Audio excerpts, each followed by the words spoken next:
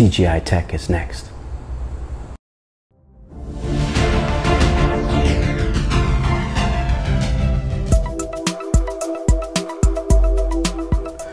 What's up, party people? Android Stud here, and it's time for TGiTECH. That's right, thank God it's tech. And first up for my Poco friends, that's right, good news for the Pocophone. The Oxygen OS is back. That's right, the project from the software that runs on the OnePlus phones, the Oxygen OS, is back for the Pocophone. They had abandoned it, but now they have brought it back, and this is an excellent OS for the Pocophone. It runs stock Android with some great customization. I have it running on my Pocophone myself, and I am enjoying the software immensely. So make sure you guys check it out. Never settle. That's right, the Oxygen OS on the Pocophone has some good features. Hopefully in a month or two, it will mature to being a really good ROM for the Pocophone. Now, the big news this week was Samsung Unpacked, and let me tell you, they unveiled their S10 line, but the star of the show was the Galaxy Fold. In fact, they stole the show. Now, this is coming in at $2,000. It's a whole lot of money. Everybody at the event was like, ooh, ah, but honestly, what you think this thing was gonna cost $5? I told you it was gonna be expensive. This is not gonna be a cheap device. It's a luxury device. You're gonna have to pay for this kind of technology. It's just the way it is. Look, it's a display that folds. That's not gonna be cheap, honestly.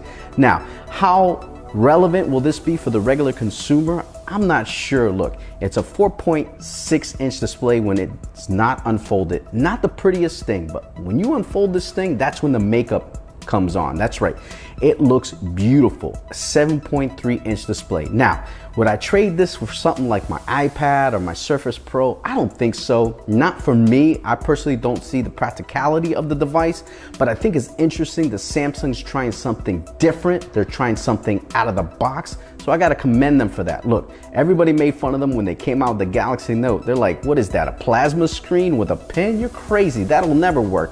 Well, guess what? The Note 10 drops this year. It's still going. Who knows, this foldable display technology might even catch on. I know that Xiaomi, LG, Huawei are all gonna be releasing foldable displays, and those won't be cheap either. So if you're thinking you're gonna get this bad boy for $799, $899, maybe, but I don't think so. The technology is just gonna be expensive, and it's gonna be for those techie type people. Now, speaking to the regular consumer this week, they told me, hey, did you see the Samsung released a foldable display? That's amazing, that's super cool. Another person told me, hey, does Apple have something like that? I'm like, no, not yet. Hopefully they do. But look, for the regular consumer, this was a big surprise for them, and they were kind of taken back from it, like, hey, this is the future. So remember us tech heads, we expect this kind of thing. We put down the price, but don't realize that the regular person might actually be blown away by this. Now, will they spend that money? Probably not. Look, tax returns are down this year. I don't think anybody's spending money on many things. So we'll just have to keep that in mind when it comes to this kind of technology. Now look, it's rocking a Snapdragon 855. It's got 6 cameras. It's gonna open up to a beautiful 7.3-inch display screen. It's gonna be beautiful. Samsung, but it's a beta project. It's basically a concept car of foldable displays. So we gotta give it some time to mature. It's still a long way from being a home run, but look, it's a double in the gap right now. And Apple probably have their pants near their legs right now because they're like, yo, what are we doing? But hey, Samsung, at least they're trying, and look, they're going up against Apple, and they threw all their chips at Samsung Unpacked. Now, as far as the S10 line, this is an interesting line of phones. It's a direct competitor to Apple. It's saying to Apple, look, we're signing Kevin Durant, we're signing DeMarco Cousins, because we're gonna take down the LeBron James of the smartphone world. That's right, that's Apple. If you think about it, Apple is at the king of the hill. They sell the most devices, they have the most users, all that good stuff. But Samsung says, look, we're gonna bring some friends to the party, and we're going up against you. Now that first phone they're doing it with is the S10e. That's going against the XR. Straight up, there's no qualms about it. Look, it doesn't have the in-display fingerprint reader, but it is a nice phone. Now, but it has that Snapdragon 855. It's gonna have dual cameras in the back. It's gonna have a nice front-facing camera.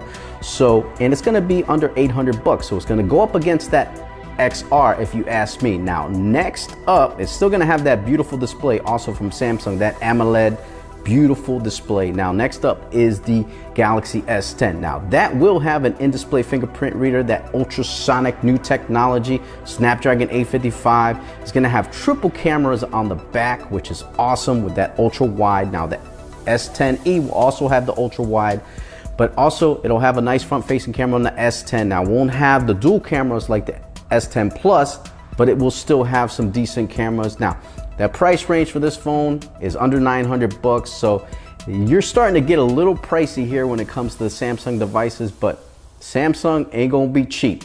Now, the final phone, and that is the S10 Plus. That is gonna be a 6.4-inch AMOLED display, which will have triple camera on the back with the ultra wide. It'll have dual camera on the front, so you could also do those wide angle selfies so that you could take with your friends. And you know what? I'm all about that wide angle. I love the fact that they went to this wide angle. Thank you, LG, for starting it off first with the wide angle. Shout out to you. Now, the other phone that's kind of crazy, the specs on it, is the S10 5G. Now, that is gonna be a 6.7-inch AMOLED display, Snapdragon 855, 256 gigabytes of RAM, 8 gigabytes of RAM.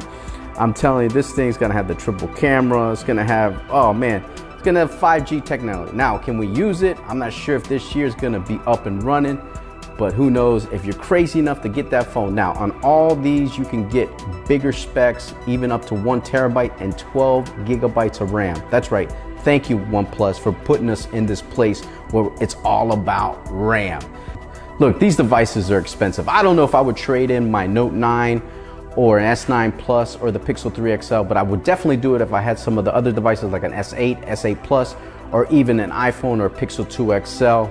But that's your money if you want to do it. Look, the devices are beautiful. I think Samsung did a great job with the S10 line, and the Galaxy Fold looks like an interesting device. The one thing that I'm interested in is those Galaxy Buds. If you want to see more on that, check out my man El Jefe Reviews. He does a first impression video on the Galaxy Bud. He was out there at the Samsung event. He got his hand on a pair of those. I don't know if they're going to be able to compete with the AirPods, which I think are an excellent piece of technology, but I'm hoping so, because I want something that Android makes that will work as good as AirPods. That's gonna do it for TGiTECH. Thank God it's tech. I'm Android Stud. You can follow me on Twitter or Instagram at Android Stud. Make sure you like this video. Leave a comment down below. Let me know what you think about the new Samsung devices, if you're gonna get any of the S10 models, or what do you think about this foldable display? You think it's really gonna take off? I'm not sure. And if you have the Pocophone, are you gonna be rocking that Oxygen OS on your phone